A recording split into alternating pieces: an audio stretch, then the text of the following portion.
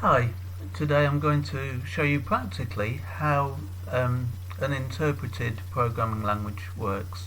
I'm going to use Python to give this demonstration, and I'm using Windows Notepad to type into, but this should work equally well with Linux, such as Mousepad or Nano, any text editor, and pretty much any version of Python should work in the same way. I've used a portable version of Python on my machine, so I'm making sure that I save the notepad file I make into the same directory. And the important thing to notice here is the .py extension on the notepad file, because it's the .py extension that the Python interpreter will look for. So to start with, I'm going to type a very basic Python program. This should do it.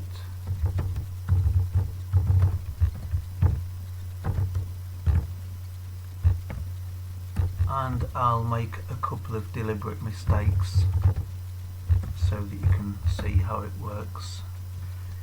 Okay, so I'll save the notepad file test.py into the same directory as my Python program, my Python interpreter, and I'll try to run that. And straight away it opens in the IDE. The IDE that I'm using is idle, and that came with the Python program I installed, the Python interpreter I installed, and I will try to run that. So it's telling us we need an indent block here, so I'll close that. This is definitely not the recommended way of programming in Python, and I'll just put a tab here to give us the indent block. As you'll see, it works. It's very fiddly, but it's just to explain the interpreter side of what's going on.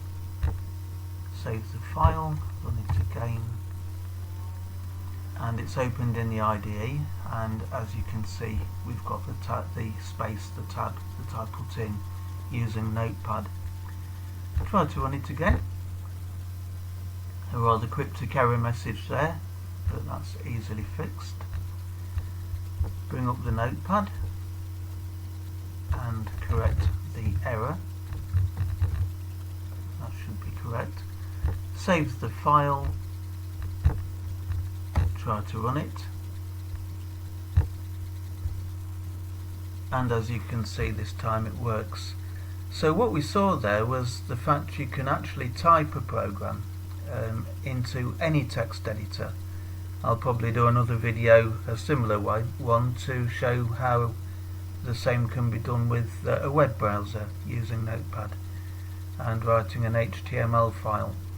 It just shows that the program you write can be typed into a text editor, and it's the interpreter, it's the web browser, or in this case Python, that interprets what you write. I hope that was useful to you, and you've got a little bit more of an idea of what's going on when you do these programs as a beginner.